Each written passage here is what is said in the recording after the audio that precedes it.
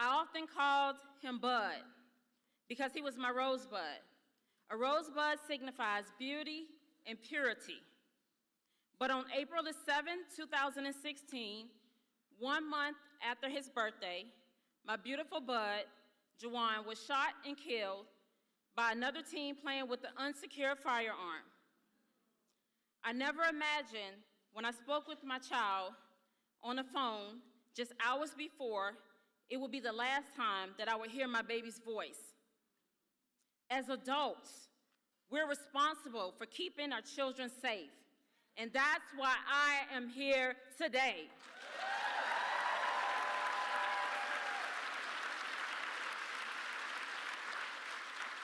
No parent should ever have to get the phone call that their child has been shot and killed.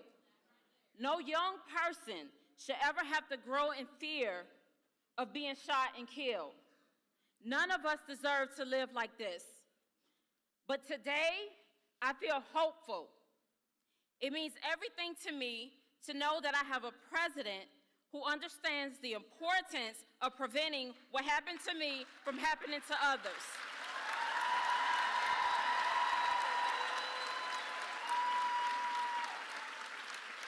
His leadership on gun safety honors Juwan and the countless people who have been taken by senseless gun violence in this country.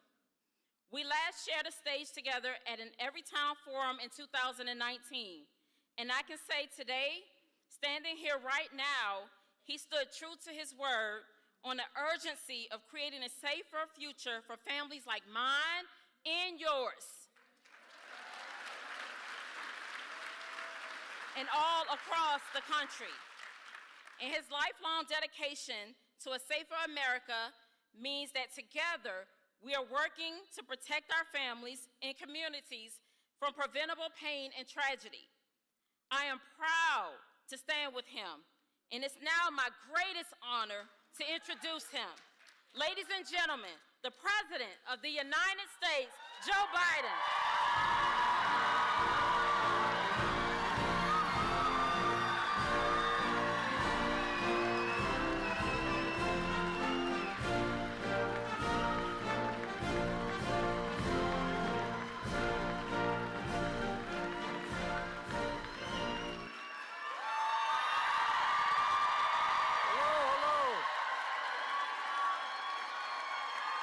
Thank you.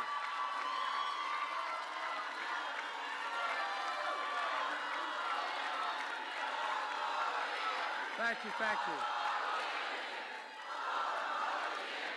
Thank you. Thank you. Please, have a seat. Giovanni, I know from experience it takes extraordinary courage for you to stand up here and retell your son's story. Many of you who have lost someone to gun violence. It's been a passion of mine for a long, long time. It's a reason way back, a long time ago, I authored the Violence Against Women Act, which no one thought made any sense at the time. I had a lot of trouble getting people to think we could make a difference. But the fact of the matter is, I remember well when you first started it with me, this extraordinary courage. You know, through your words, you help ensure that your son and all the victims of gun violence are not forgotten. They didn't die in vain. Through your love, you help prevent the next tragedy that saves lives. And through your actions, you remember us will never let go of one thing that we must never, never lose. And I mean this. I know it's hard because I've gotten those phone calls too saying I lost a son, a daughter, a wife. I know what it's like. But guess what? Never give up on hope. Hope, hope, hope.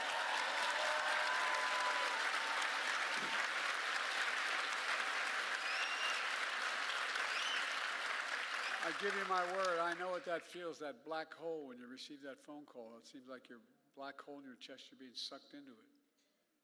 Just showing up here, all the work you've done, takes some courage because it reminds you of the moment you got that phone call.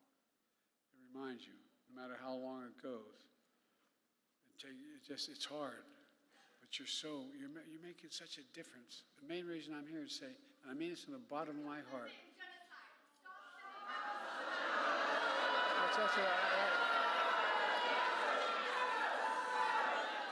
No, no, no, no, no, no, no, no, no, no, no, no.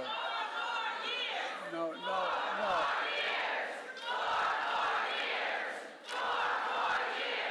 Folks, folks, it's okay. Look, they care. Innocent children have been lost. They make a point. Come on now. Thank you for honoring gun violence survivors.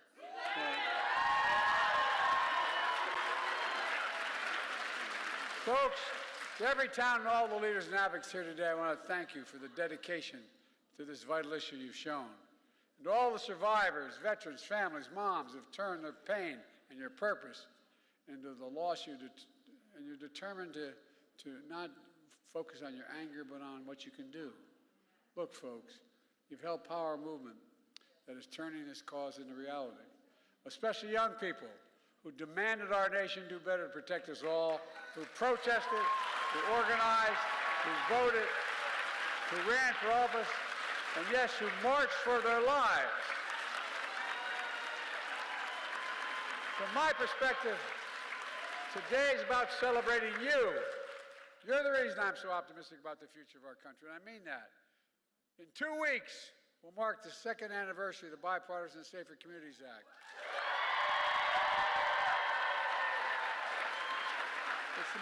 It's the most significant gun legislation in nearly 30 years. And we passed it only because you went out and worked like hell to get it done. May have the idea, but you got it made. You made it happen. It was designed to reduce gun violence and save lives, and I'm so proud of the tremendous progress we made since then. You know, the year before I came to the presidency, the murder rate was the highest increase on record. Last year, we saw the largest decrease of murder in history of it.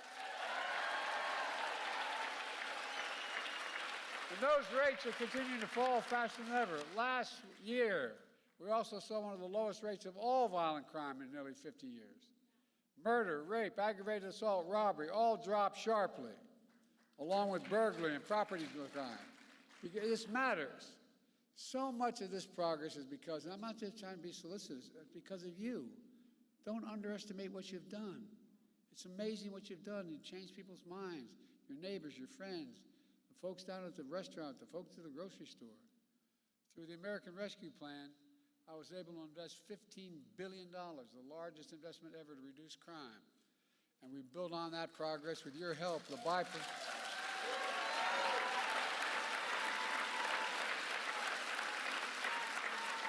Through the Bipartisan Safer Communities Act. And here's how. First, the Act's helping reduce community violence and domestic violence. It invests $250 million in violence intervention programs all across the country. People are now. My daughter's a social worker working with violence against women.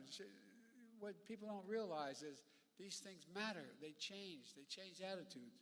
We've already funded nearly 80 programs and counting. We also make gun trafficking and straw purchasing a federal crime for the first time, giving prosecutors a legal tool to charge traffickers and hold them accountable for the more severe penalties that are available.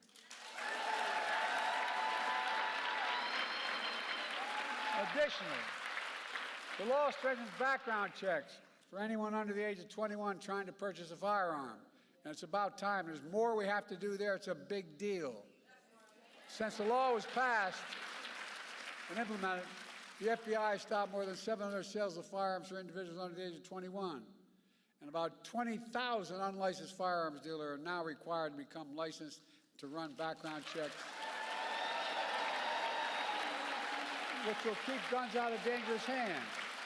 Second, the Act helps stop mass shootings, provides $750 million to states to implement the crisis interventions, like red flag laws that temporarily remove firearms from those who are endangering themselves and others. It also gives $1.3 billion to thousands of schools across the country to build safer learning environments, including updating safety plans, installing security equipment, hiring mental health professionals and school resource officers.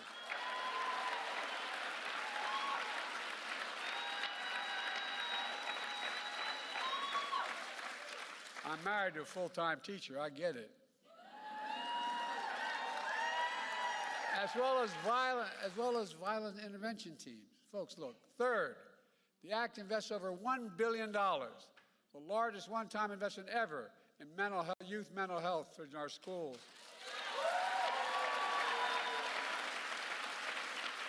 Help them deal with grief and trauma resulting in gun violence. I've attended too many mass shootings. I've gone to too many schools across America and stood there and looked at the faces of those young children who made it, and look at all the families that lost somebody. It's tragic, but it needs help. They need help to get through it. It includes an additional 14,000 health professionals to be hired and trained in our schools, to work in our schools full time. That's 14,000 more.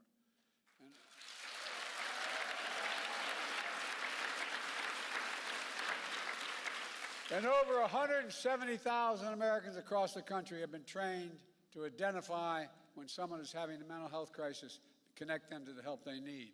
By the way, one of the reasons I wrote the latest veterans bill was because more veterans and more active duty personnel are dying of suicide than any combat zone.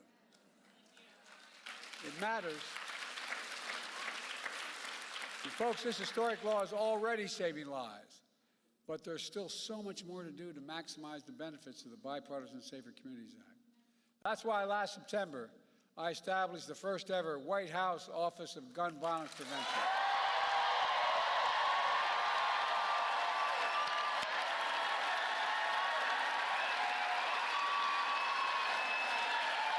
I made it.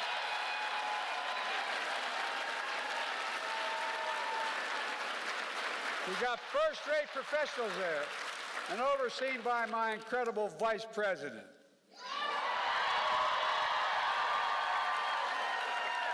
Who's a pretty fierce prosecutor as well.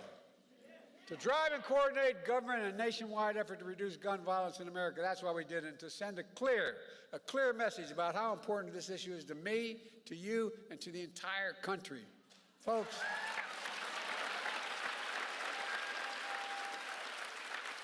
you're changing the nation. You really are. You're changing the nation. It builds upon the dozen of executive actions my administration has taken to reduce gun violence, more than any of my predecessors, and I suspect more than all of them combined. Everything from cracking down on ghost guns, gun trafficking, so much more. Folks, we're not stopping there. It's time, once again, to do what I did when I was a senator. Ban assault weapons.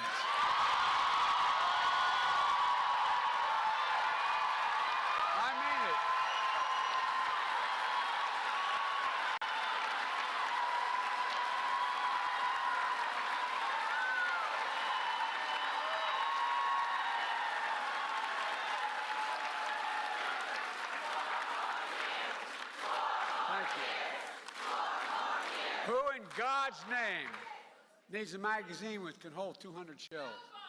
Nobody, that's right. I remember when I was campaigning, when I was a senator, going through the wetlands of Delaware to read all the people who were most upset with me, the fishermen and the hunters. And I came across a guy who was fishing, and he said, "You want to take my gun?" And I looked at him, I said, "Yeah, I don't want to take your gun. You're allowed to have a gun, but I want to take away your ability to use an assault weapon." And this is how the conversation went. He said, "What do you mean I need that gun?" I said, "Guess what? If you need 12 to 100 bullets in a gun, in a magazine, you're the lousiest shot I've ever heard of." I'm serious. And to his credit, he looked at me and said, "You have a good point." But think about it. They're weapons of war. And by the way, it's time we establish universal background checks.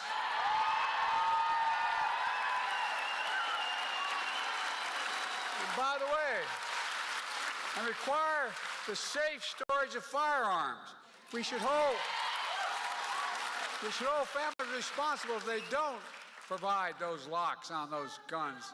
If in fact, because 3 of these major crime scenes I've visited were ones where the mother or father left open, left the stuff out on the desk, left it out on the table, and the kid came and used it.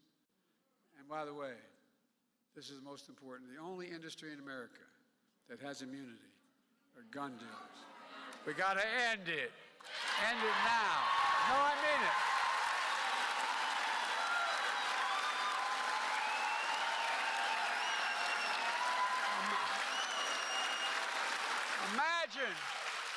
Imagine if we gave tobacco an exception that could not be prosecuted. What would happen? We'd still, 1,000 more people would be dying of cancer because of smoke inhalation. It's time to increase funding for the Bureau of Alcohol, Tobacco, and Firearms and Explosives and other law enforcement agencies as well. To solve the crimes faster. Look, unfortunately, it's the only partisan thing I'm going to say. The congressional Republicans oppose all of these, every one of these. Instead of trying to stop our ban on ghost gun kits that contain these, that commit crimes, they're working like hell to stop it. They want to abolish the Bureau of Alcohol, Tobacco, and Firearms and Explosives, which is responsible for fighting gun crimes. You can't be pro-law enforcement and say you are pro-law enforcement and be pro-abolishing the AFT. You can't do it. It's outrageous. I disagree with some of my own party and on the other side about a lot of things, but at least there's some rational argument they have as part of their argument. What in God's name is the rationale for taking away the alcohol, tobacco, and firearms? After a school shooting in Iowa that killed a student and a teacher, my predecessor was asked about it. You remember what he said? He said, have to get over it. Hell no, we don't have to get over it. We got to stop it. We got to stop it and stop it now.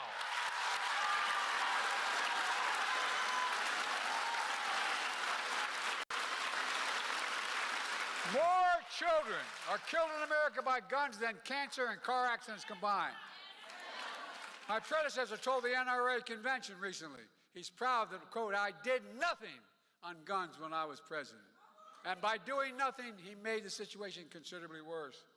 That's why Everytown, why this summit, why all of you here today are so damn important. We need you. We need you to overcome the unrelenting opposition of the gun lobby, gun manufacturers, so many politicians when they oppose common sense gun legislation. I used to be when I was no longer the vice president, I became a professor at the University of Pennsylvania. Before that, I taught a constitutional law class, and so I taught the Second Amendment. There's never been a time that says you can own anything you want. Never. You couldn't own a cannon during the Civil War. No, I'm serious. Think about it. How many times have you heard this phrase? The blood of liberty. Wash of those. Give me a break. No, I mean it. Seriously. And by the way, if they want to think to take on government if we get out of line, which they're talking again about, well, guess what? They need F-15s. They don't need a rifle. Folks, look, this is crazy what we're talking about. Because whether we're Democrats or Republicans, we want our families to be safe. We all want to drop them off at a house of worship, a mall, a movie theater, a school, without worrying it's the last time I'm going to get to see them. We all want. We all want our kids to have the freedom to learn how to read and write in schools instead of learn how to duck and cover, for God's sake. And above all,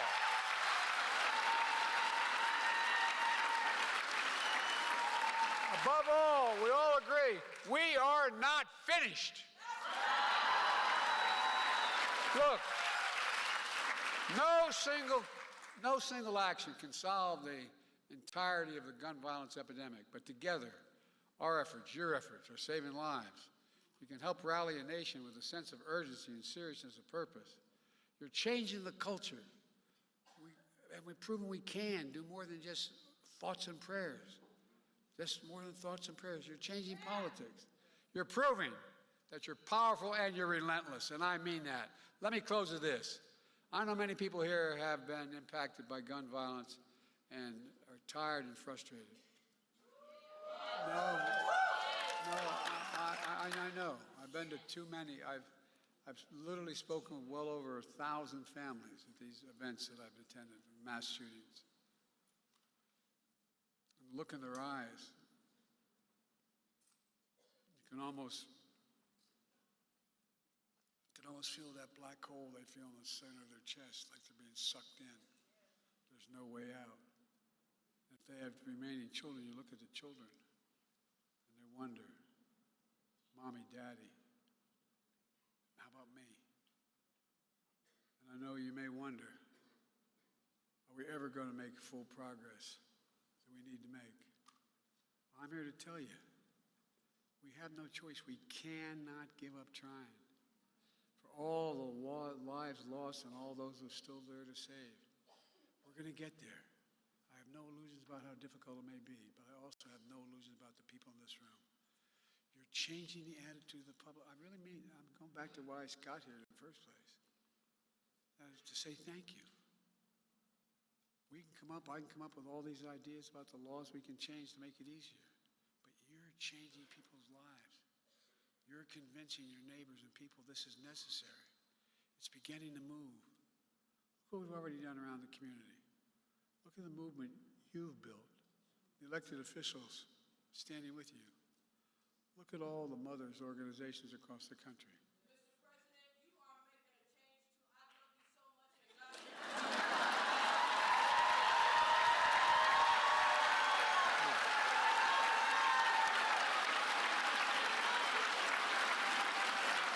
Look, when there's a crisis, half what people affected by a crisis have to know is anybody listening? Do you hear me? Do they hear what we're saying? Listen to the young people who are speaking out. That's the power of the memory of your loved ones. That's the power of this movement.